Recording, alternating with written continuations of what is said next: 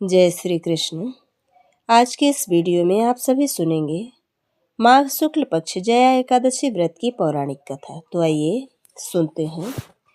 धर्मराज युधिष्ठिर बोले कि हे भगवान, आपने माघ के कृष्ण पक्ष की षटतिला एकादशी का अत्यंत सुंदर वर्णन किया।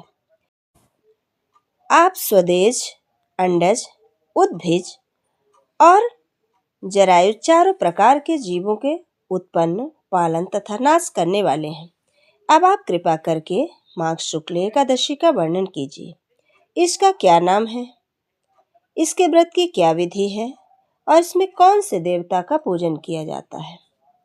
श्री कृष्ण कहने लगे कि हे राजन, इस एकादशी का नाम जया एकादशी है। इसका व्रत करने से मनुष्य ब्रह्म हत्या इत्यादि पापों से छूटकर मोक्ष को प्राप्त होता है तथा इसके प्रभाव से भूत, पिशाच आदि योनियों से मुक्त हो जाता है। इस व्रत को विधि पूर्वक करना चाहिए। अब मैं तुमसे पद्म पुराण में वर्णित इसकी महिमा की एक कथा सुनाता हूँ। देवराज इंद्र स्वर्ग में राज करते थे और अन्य सब देवगण सुखपूर्वक स्वर्ग में रहते थे। एक समय इंद्र अपनी इच्छा अनुसार नंदन वन में अप्सराओं के साथ विहार कर रहे थे और गंधर्व गान कर रहे थे। उन गंधर्वों में प्रसिद्ध पुष्पदंत तथा उनकी कन्या पुष्पवती और चित्रसेन तथा उसकी स्त्री मालिनी भी वहां पे उपस्थित थे। साथ ही मालिनी का पुत्र पुष्पवान और उसका पुत्र माल्यवान भी उपस्थित थे। पुष्पवती गंधर्व कन्या माल्यवान को देखकर उस पर मोहित हो गई और माल्यवान पर काम का बाण चलाने लगी। उसने अपने रूप, लावण्य और हाव भाव से माल्यवान को वश में कर लिया। हे राजन, वह पुष्पवती अत्यंत सुंदर थी। अब वे इंद्र को प्रसन्न करने के लिए गान करने लगे, परंतु परस्पर मोहित हो जाने के कारण उनका चित्त भ्रमित हो गया। इनके ठीक प्रकार न गाने तथा स्वर ताल ठीक नहीं होने से इंद्र इनके प्रेम को समझ गया और उन्होंने इनमें अपना अपमान समझकर उनको शाप दे दिया। इंद्र ने कहा कि हे मूर्खों, तुमने मेरी आज्ञा का उल्लंघन किया है, इसलिए तुम्हारा धिक्कार है। अब तुम दोनों स्त्री पुरुष के रूप में मृत्युलोक में जाकर पिशाच रूप धारण करो और अपने कर्म का फल भोगो। इंद्र का ऐसा शाप सुनकर वे अत्यंत दुखी हुए और हिमालय पर्वत पर दुख पूर्वक अपना जीवन व्यतीत करने लगे। उन्हें गंध, रस तथा स्पर्श आदि कुछ भी ज्ञान नहीं था। वहां उनको महान दुख मिल रहे थे। उन्हें एक क्षण के लिए भी वहां पर निद्रा नहीं आती थी। उस जगह अत्यंत शीत था, इससे उनके रोंगटे खड़े रहते और मारे शीत के दांत बजते रहते थे। एक दिन पिशाच ने अपनी स्त्री से कहा कि पिछले जन्म में हमने ऐसे कौन से पाप किए थे जिससे हमको यह दुखदायी पिशाच योनि प्राप्त हुई। इस पिशाच योनि से तो नरक ही अच्छा है, अतः हमें अब किसी प्रकार का पाप नहीं करना चाहिए। इस प्रकार विचार करते हुए वे अपने दिन व्यतीत कर रहे थे।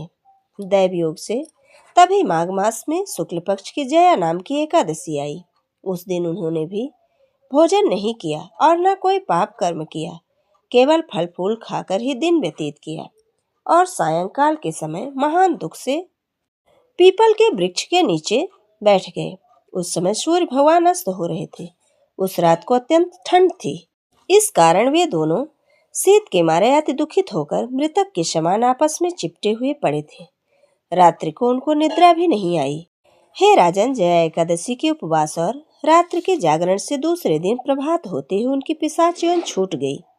अत्यंत सुंदर गंधर्व और अप्सरा की देह धारण कर सुंदर वस्त्र आभूषणों से अलंकृत होकर उन्होंने स्वर्गलोक को प्रस्थान किया।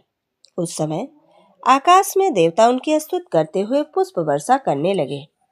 स्वर्गलोक में जाकर इन दोनों ने देवराज इंद्र को प्रणाम किया। इंद्र इनको पहले रूप में देखकर अत्यंत आश्चर्यचकित हुए और पूछने लगे कि तुमने अपनी पिशाच योनि से किस तरह से छुटकारा पाया, सो सब बतलाओ। माल्यवान बोले कि हे देवेंद्र, भगवान विष्णु की कृपा और जया एकादशी व्रत के प्रभाव से ही हमारी पिशाच देह छूट गई है। तब इंद्र बोले कि हे माल्यवान, भगवान की कृपा और एकादशी का व्रत करने से न केवल तुम्हारी पिशाच योनि छूट गई है, वरन हम लोगों के भी वंदनीय हो गए हो, क्योंकि विष्णु और शिव के भक्त हम लोगों के वंदनीय हैं। अतः आप धन्य हैं। अब आप पुष्पवती के साथ जाकर विहार करो। श्री कृष्ण कहने लगे कि हे राजा युधिष्ठिर, इस जया एकादशी के व्रत से बुरी यौन छूट जाती है। जिस मनुष्य ने इस एकादशी का व्रत किया है उसने मानो सब यज्ञ, जप, दान आदि कर लिए हैं। जो मनुष्य जया एकादशी का व्रत करते हैं वे अवश्य ही 1000 वर्ष तक स्वर्ग में वास करते हैं। यह थी माघ शुक्ल जया एकादशी व्रत की पौराणिक कथा। जय श्री कृष्ण। राधे राधे।